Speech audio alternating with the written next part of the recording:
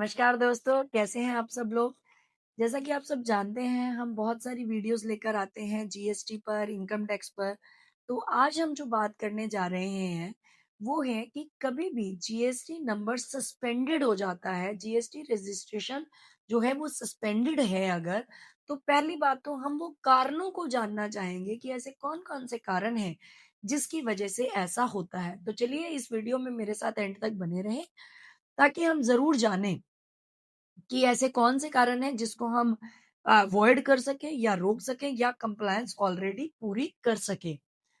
तो सबसे पहली बात है, कभी भी अगर आपके पास जो जीएसटी रजिस्ट्रेशन आपने नया लिया है, आपने नंबर नया लिया है, तो उस केस में क्या होता है, if you don't file amendment with in 30 days, तो आप जानिए कि वो अमेंडमेंट कौन सी है।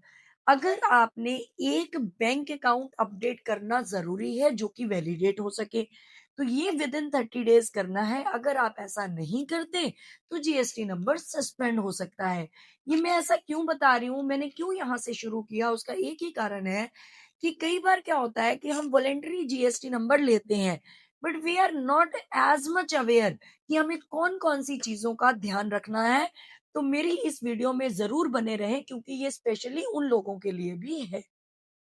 दूसरी बात, अगर आप जीएसटी रिटर्न फाइल कर रहे हैं, समहाउ आप कभी भूल गए हैं या रह गई है आपकी, विद इन ड्यू डेट आपने नहीं फाइल की है, तो उस केस में जो है default in filing of return under section 46, आपको ऑटो जनरेटेड जो है आपको नोटिस आते हैं।